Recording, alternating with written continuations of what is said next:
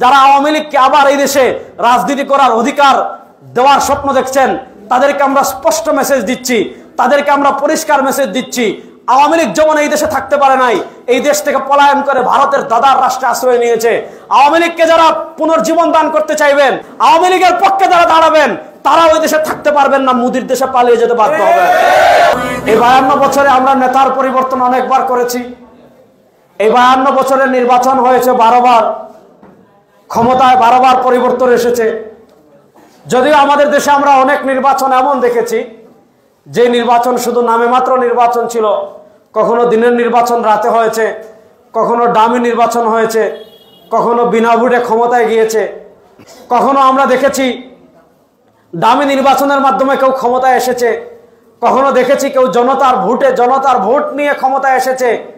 52 বছর মানুষ অনেকবার অনেককে ক্ষমতায় বসিয়েছে, 52 বছরে মানুষ অনেকবার অনেককে চেয়ারে বসিয়েছে, 52 বছর মানুষ অনেকবার অনেককে ক্ষমতার মস্তদে আসীন করেছে। আমরা দেখেছি এদেশের মানুষের মৌলিক যে চাহিদাগুলো, সেই চাহিদার একটাও কখনো পূর্ণ হয় নাই।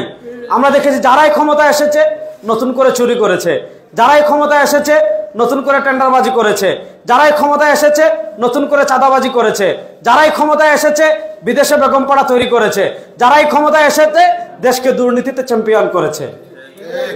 এজন্য আমাদের পীর সাহেব চরমনাই রাহিমাহুল্লাহ বলেছিলেন, শুধু নেতা নয়, নীতির পরিবর্তন চাই।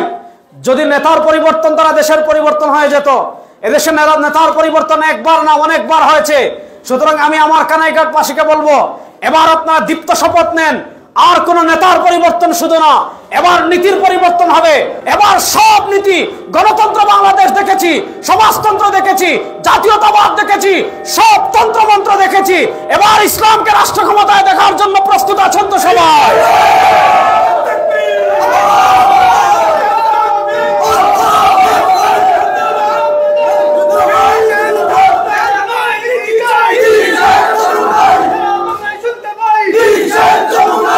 আমাদের পীর সাহেব চরমনাই এবার ঘোষণা করেছেন, ইসলাম, দেশ ও মানবতার পক্ষে ভোটের বাক্স একটা হবে ইনশাআল্লাহ।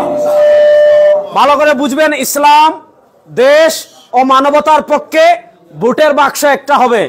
আগে আপনারা বলতেন হুজুররা আপনারা এখন, আগে বলতেন ইসলামপন্থীরা আপনারা এখন, আগে বলতেন হুজুররা আপনারা এখন, আপনাদেরকে ক্ষমতায় নিব।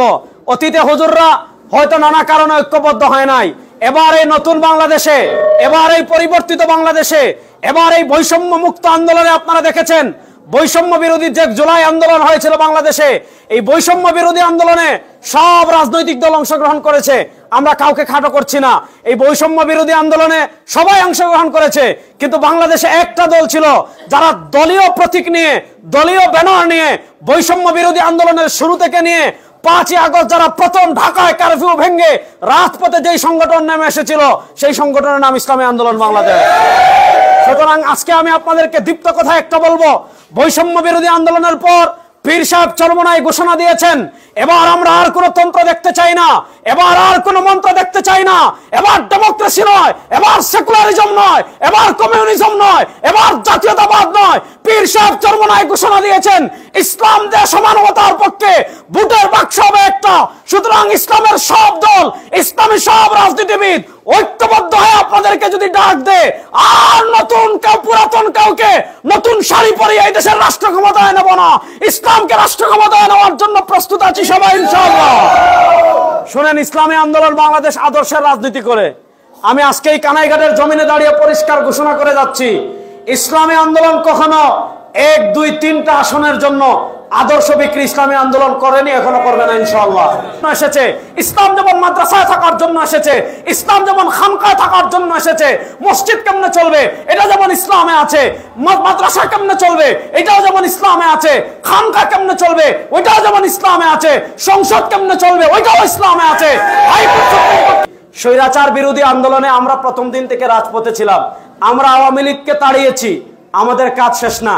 আপনারা দেখেছেন নানাভাবে ভারতের দালাল ফেসিবাদ, যারা গত 15 বছর বাংলাদেশকে জাহান্নাম বানিয়ে রেখেছিল, যারা গত 15 বছর বাংলাদেশে আমাদের মানবাধিকার বলেন, আমাদের বাক স্বাধীনতা বলেন, আমাদের ধর্মীয় স্বাধীনতা বলেন, সবকিছু লঙ্ঘন করে এই বাংলাদেশকে যারা আমাদের পার্শ্ববর্তী ভারতের অঙ্গরাজ্য বানানোর ষড়যন্ত্র করেছিল।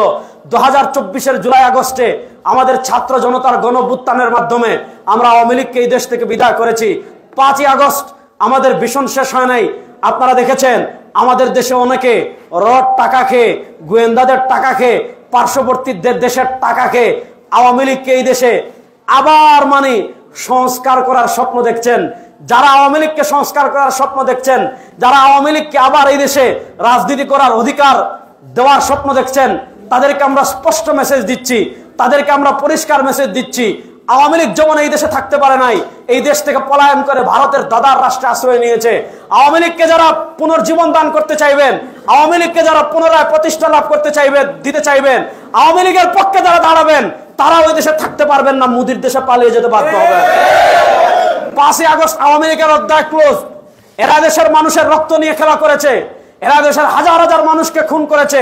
এমন কোন রাজনৈতিক দল নাই যারাই আওয়ামী লীগের বিরোধী হয়েছে তাদের নেতা কর্মীদেরকে তারা খুন করেছে, গুম করেছে। 5ই আগস্ট আওয়ামী লীগের অধ্যায় বাংলাদেশে শেষ। আওয়ামী লীগকে বাংলাদেশে আর রাজনীতি করতে দেওয়া হবে না ইনশাআল্লাহ।